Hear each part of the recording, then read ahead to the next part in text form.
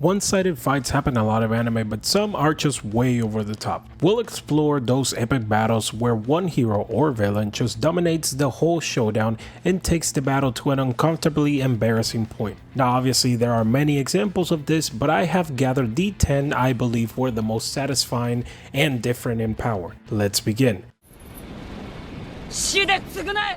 First off is Kurapika vs Ugo. The one-sided nature of the battle can be attributed to several factors. Kurapika meticulously planning the fight to the point he even brought a shovel. That's how sure he was that he would win. Kurapika's nen ability Emperor Time allows him to use all nen types to the fullest potential. In contrast, Uvoing relies mainly on his raw physical strength and enhancement nen abilities, and Kurapika's intense desire for revenge against the Phantom Troop, particularly for their involvement in the massacre of his clan, fuels his determination and focus during the battle. Luffy vs Kaido. Luffy and Kaido fought each other several times, and most of those there wasn't even a debate about the fight because of how one-sided it was. Kaido mostly mopped the floor with Luffy time and time again, and he never learned his lesson. I'll give it to Luffy, he had the determination to continue going, but man, he was beat up to a pulp every single time. Gojo vs Miguel. I have said it before and I will say it again, Gojo vs Miguel has been the single most disrespectful battle in anime history. The fact that a grown-ass man can man-slap another man, not just a regular slap. He slapped him, then backhand slapped him, punched him a few times, and then slapped him some more. Gojo was definitely taking out his frustrations on Miguel during the entire time they were fighting, and poor Miguel could do nothing but just take it. Madara vs the Shinobi Alliance. One of the most legendary one-man army fights. Whether people have seen Naruto or not, everyone knows of the legendary Uchiha Madara going one versus an entire Shinobi Alliance. The other thing that it is super impressive about this fight, Madara actually for some reason tried to make it fair. For those that didn't notice, he only fought with his hands throughout the entire time people were fighting him, until he was actually hit with a jutsu. After that was the first time he started using jutsu of his own. Whether he was immortal or not due to the reincarnation jutsu, he actually went toe-to-toe with multiple ninjas just with his hands and eyes. Then let's not mention the massive meteor on top of being able to beat the strongest 5 ninjas of every single village combined.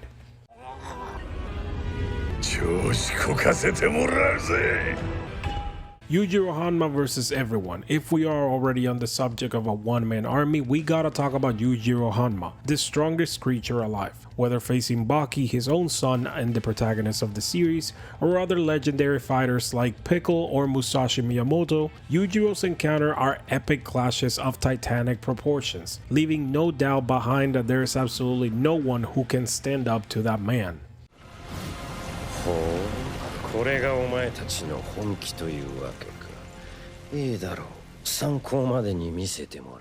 Ishiki vs Naruto and Sasuke. The battle between Ishiki and Naruto and Sasuke is an epic clash of titans that shakes the very foundation of the ninja world. Ishiki, someone with immense power not compared to anything we have ever seen before, confronts Naruto and Sasuke, two of the most legendary shinobi in history.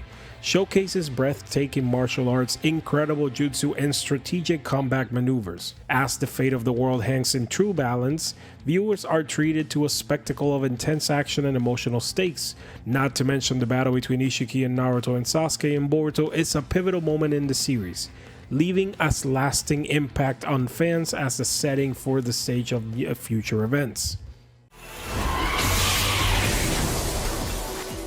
Toji vs Fushiguro. Toji Fushiguro and Megumi Fushiguro in Jujutsu Kaisen was a gripping clash between one very powerful person and a very insecure boy with a dying wish with a vastly different approaches to combat. Toji, a non-sorcerer with exceptional abilities, physical abilities for that matter, and an innate talent for detecting curse energy, faced off against a high school kid. Toji's fighting style was straightforward and ruthless, relying on incredible speed, strength, precision to overwhelm his opponents, and more. In contrast, Megumi utilizes his knowledge of jujutsu techniques and cursed spirits to try to outmaneuver his opponent and exploit his weaknesses. Somehow throughout this battle, Megumi thought to use bunnies, but not summon Mahoraga like every single other battle he did before and after this one, but hey, I guess it all worked out in the end cause technically he won. Levi versus Zeke. Levi versus the Beast Titan is yet again another massively pivotal moment in this story of Attack on Titan. Their battle is a testament to Levi's exceptional combat prowess as he employs incredibly fast maneuvers and precise attacks against the towering Beast Titan. Despite the overwhelming odds, Levi's determination and skills allow him to hold his own against his formidable opponent. This battle not only signifies a physical battle, but also the massive struggle of humanity in order to be free from the wall.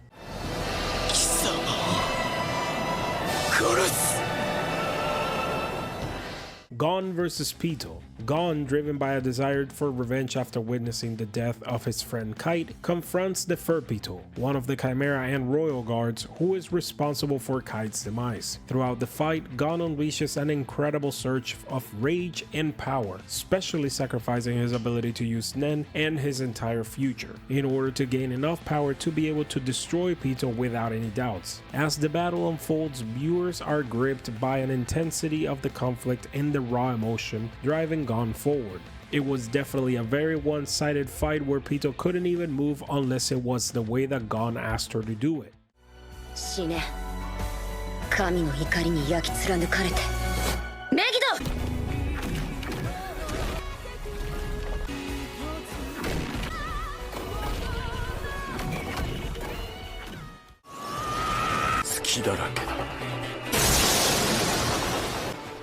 Aizen versus the Gotei 13. The conflict between Sosuke Aizen and the Gotei 13 in Bleach was incredibly one-sided due to Aizen's overwhelming power and cunning strategy. Aizen, a former captain of the Gotei 13, orchestrated a complex plan to overthrow the Soul Society and attain ultimate power.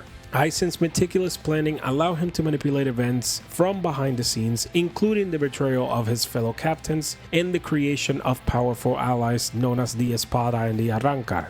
By the time his true intentions were revealed, Aizen had already gained immense strength through the use of Hogyoku, a powerful artifact that granted him godlike abilities. Despite their best efforts, the captains and Shinigami of the Gotei 13 were unable to prevent Aizen from achieving his goals. The conflict culminated in a devastating battle in which Aizen effortlessly defeated his former comrades, leaving the Soul Society in chaos and despair.